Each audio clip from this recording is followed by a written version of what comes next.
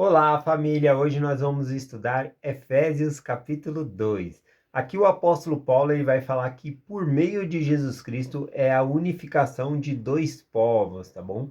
Aqui vai citar judeus e gentios. Quem são os judeus? Os judeus são a casa de Israel, tá bom? Entre os judeus tinha levitas, tinha pessoas de outras tribos de Israel também. Então, quando fala judeus, é a casa de Israel. A unificação com qual povo? Com o gentio. Todos aqueles que não eram da casa de Israel eram gentios, pessoas pagãs que não conheciam a Deus. Então Paulo vai falar da unificação desses povos por meio de Jesus Cristo, tá bom? Então é isso que nós vamos estudar aqui. Vamos começar aqui pelo versículo 1, que diz: E vos vivificou, estando vós mortos pelas ofensas e pecados. Que diz que estando mortos, né, pelas ofensas e pecados, na verdade todos os dois povos estavam mortos pelas suas ofensas e pecados. Por meio da expiação de Jesus Cristo é que nós somos vivificados. Ele continua aqui falando agora sobre os gentios, né? Por exemplo, os efésios, eles não conheciam a Deus antes da pregação do evangelho. Eles adoravam outros tipos de deuses. Então continua aqui no versículo 2 e o 3. Ó, em que dantes andava segundo o curso deste mundo, ou seja, fazendo as coisas que o mundo provê mesmo, né? Segundo os príncipes das autoridades do ar, do espírito que agora opera os filhos da desobediência. Éramos rebeldes, né? A gente tem que se identificar aqui também com os efésios, né? Que também nós somos gentios e também, se não fosse pela misericórdia de Deus, o evangelho não teria chegado aos gentios. Continuando aqui o versículo 3, né? Entre os quais todos nós também dantes andávamos, nos desejos da nossa carne, fazendo a vontade da carne e dos pensamentos, né? Então ele fala aqui uma comparação como o povo era antes. E aqui no versículo 4, ele começa a falar então uma nova vida em Cristo, tá bom? Como que ela é transformada. Ele começa aqui, ó. Porque Deus, que é riquíssimo em misericórdia, pelo seu muitíssimo amor com que nos amou. Essa palavra, que é a primeira palavra aqui no versículo 4, né, que diz assim, porque Deus, ela é a mesma palavra que tem lá no versículo 13, tá bom? No grego é a mesma palavra, mas aqui na nossa tradução, no versículo 4, está traduzido como porquê, e lá no versículo 13 está escrito mas agora, né? Então, aqui no versículo 4, eu acho que a melhor tradução também seria mais agora. Por quê? Porque a gente estava falando de uma vida de pecado, uma vida de pessoas que seguiam o mundo, né, os desejos do mundo, da carne. E aí no versículo 4, ao invés de dizer porque Deus, colocaria, mas agora Deus, ou seja, mas agora por causa que Deus, né, com a sua muitíssima misericórdia, muitíssimo amor, nos resgata, tá bom? Lá no 13 fica bem mais fácil aqui o sentido de dizer mas agora, que é mais éramos rebeldes, mas agora, por causa de Cristo, nós temos uma nova vida. Versículo 5. Estando nós ainda mortos em nossas ofensas, nos vivificou juntamente com Cristo, pela graça que sois salvos, né? Então, novamente mencionando aqui a história da redenção do mundo, que é por meio de Jesus Cristo que a humanidade caída e decaída ela é salva. E assim também do modo pessoal, né? Quando nós estamos no nosso pecado, o Senhor vem e nos resgata, nos convertendo ao Evangelho, trazendo a gente para perto, unificando ele, se tornando um povo. Vamos aqui para o versículo 8, que diz assim: Porque pela graça sois salvo por meio da fé. Isso não vem de vós, é dom de Deus. Não vem das obras, para que ninguém se glorie. Bom, aqui então fala que a salvação, ela vem por meio da graça de Jesus Cristo, pela graça de Deus que somos salvos. Então aqui o apóstolo Paulo deixa muito claro, não é pelas obras, mas pela graça de Deus que nós somos salvos, tá bom? Mas aqui não significa que não temos que fazer obras, tá bom? Então, é, tem uma frase que diz assim, o que é fanatismo? Fanatismo é pegar um lado da verdade que ficou louco, né? Você pegar só uma verdade e aplicar só aquilo. Então, é claro que nós precisamos fazer certas coisas também para agradar a Deus. Mas por mais que nós queremos agradar a Deus, não é suficiente para nós sermos salvos. Necessitamos da expiação de Jesus Cristo. Sem a expiação de Jesus Cristo, sem a graça do Senhor, nós não podemos ser salvos. Tem uma escritura aqui que eu gosto, que eu acredito que explicam bem sobre isso, né? Segundo Nefe, capítulo 25, versículo 23, diz assim: pois trabalhamos diligentemente para escrever, a fim de persuadir nossos filhos e também nossos irmãos a acreditarem em Cristo e reconciliar-se com Deus, pois sabemos que é pela graça que somos salvos, depois de tudo que pudermos fazer. Então aqui, Nefe, ele já explica que é pela graça que nós somos salvos, depois de tudo que pudermos fazer. O presidente Uftidor, ele ainda, fazendo um comentário sobre esse versículo, ele fala assim, lembre-se que depois de tudo que pudermos fazer, não significa por causa das coisas que nós podemos fazer. Então a gente não é salvo por causa das coisas que podemos fazer. É mediante a expiação de Jesus Cristo, é mediante a graça de Deus. Mas é exigido que nós façamos algo também, tá bom? Então, somos salvos pela graça de Deus, depois de tudo que pudermos fazer, que é diferente, como o presidente Futidor falou, depois de tudo que pudermos fazer, não é o mesmo de por causa das coisas que nós podemos fazer. Então ninguém vai chegar lá no céu dizendo, batendo no peito, eu consegui, né? Eu fui fiel. Não, não vai ter isso, porque nós vamos saber plenamente que é mediante a expiação de Jesus Cristo. Foi mediante a graça de Deus que nós somos salvos. Tá bom? Então o apóstolo Paulo ele explica muito bem aqui quando ele diz, né, que não vem de nós, né, dom de Deus, não vem das obras para que ninguém se glorie, tá bom? Todos nós dependemos de Deus para ser salvo. Vamos passar aqui para o versículo 12, que diz assim: que naquele tempo estava sem Cristo, separados da comunidade de Israel, estranhos aos convênios da promessa, não tendo esperança e sem Deus no mundo, né? Era do jeito que eles viviam antes de conhecer a Deus, sem Deus no mundo, né? Sem influenciar ali as suas escolhas. Aqui é interessante, né, que quando ele fala no 12 aqui, que daquele tempo estava sem Cristo, separados da comunidade de Israel. Aqui é possível, e de acordo com os outros versículos aqui, é possível que o apóstolo Paulo estava pensando aqui na entrada no templo, né? Então, para entrar no templo ali, os que eram gentios, havia uma separação.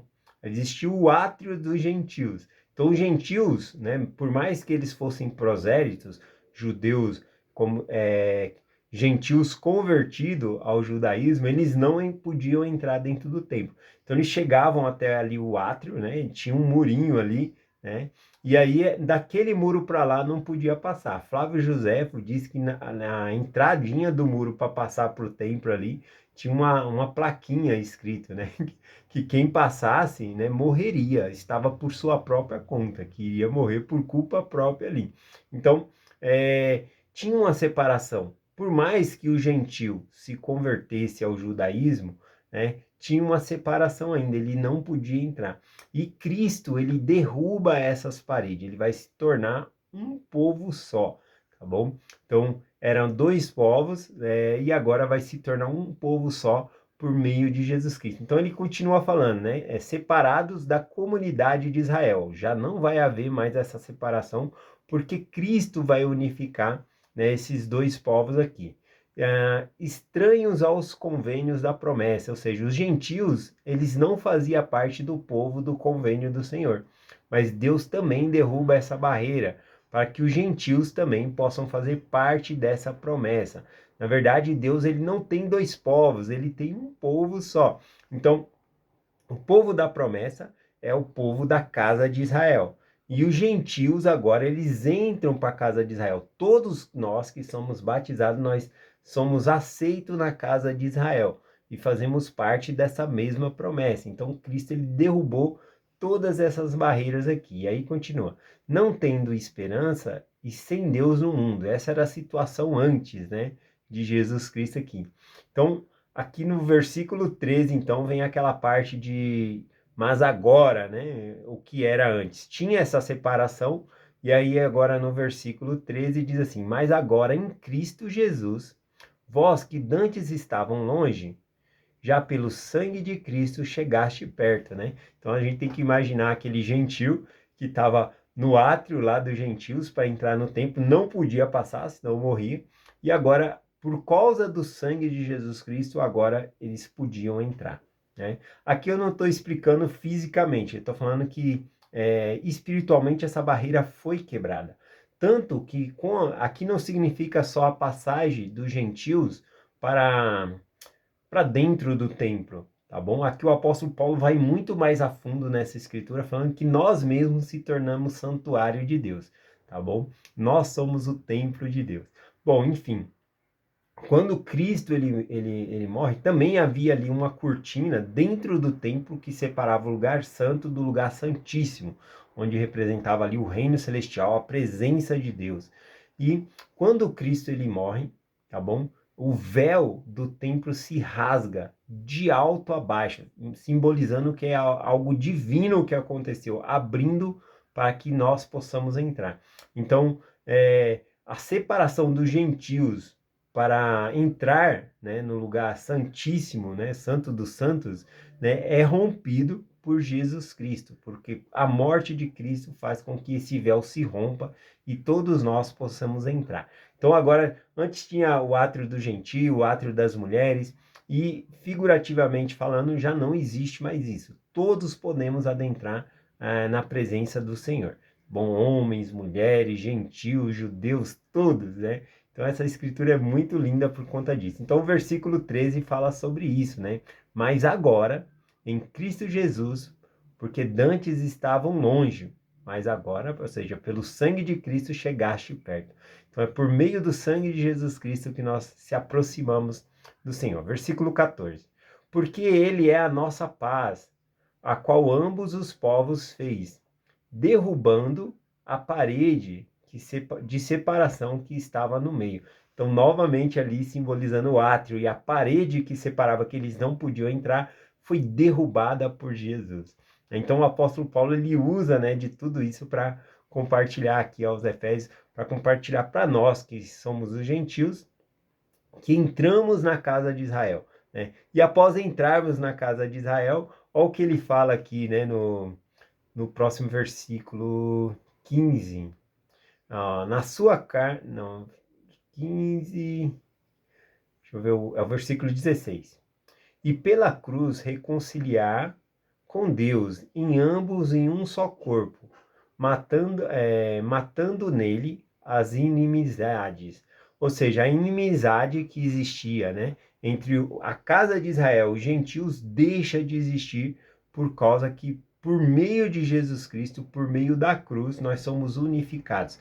O Evangelho nos une. Algo interessante que foi lido aqui para cima foi sobre a paz, né? Foi aqui no versículo 14, ó. Porque ele é a nossa paz. É um dos títulos de Jesus Cristo. Então ele é a paz. Por meio de Cristo nós temos paz com os outros povos. Entre Israel e os gentios a paz por conta de Jesus Cristo. Ele é a nossa paz. Continuando aqui, versículo 17. E vindo ele, pregou a paz. E nós estávamos longe, e aos que estavam perto. Então ele pregando a paz por meio da pregação do evangelho, por meio do sangue de Jesus Cristo, ele faz com que estavam longe se tornam perto. Os que estavam perto também se unindo. Então se torna um só povo do Senhor aqui. Versículo 18, por quê? Por ele ambos temos acesso em um mesmo Espírito ao Pai. Perceba isso, ó, por ele, ou seja, por meio de Jesus Cristo. Judeus e gentios agora têm acesso ao Pai Celestial, né? Então é lindo de ver isso aqui, versículo 19. Assim que já não sois estrangeiro nem forasteiro, mas concidadão dos santos e da família de Deus. Quando nós somos batizados por meio de Jesus Cristo, agora nós já não somos estrangeiros, como os judeus chamavam, né? Os gentios de estrangeiros, ou coisa assim. Agora nós somos um único povo, uma única família. Não tem mais uma separação. Cristo derrubou aquela parede e agora todos podemos adentrar na presença de Deus. Então, assim que não somos mais nem estrangeiro, nem forasteiro, mas concidadão dos santos e da família de Deus, todos separados aí para Deus. Versículo 20. Edificados sobre o fundamento dos apóstolos e dos profetas, de que Jesus Cristo é a principal pedra de esquina, ele é o cabeça da igreja, o cabeça desse povo aqui. Versículo 21 e 22, para finalizar. No qual todo o edifício bem ajustado cresce para templo santo no Senhor. Aqui, né, no grego, ele dá a intenção do ser no singular e no plural, ou seja, todos nós que entramos se tornamos templos do Senhor. Cada um se torna um templo, no qual também vós juntamente sois edificados para a morada de Deus em espírito. Então, não somente entramos no templo, né? Entramos no edifício sagrado do Senhor, na presença do Senhor, mas nós também se tornamos um edifício do Senhor. O nosso corpo torna-se sagrado, nós se tornamos celestial também, tá bom? Então é essa a mensagem que eu compartilho com vocês, em nome de Jesus Cristo. Amém. Até amanhã.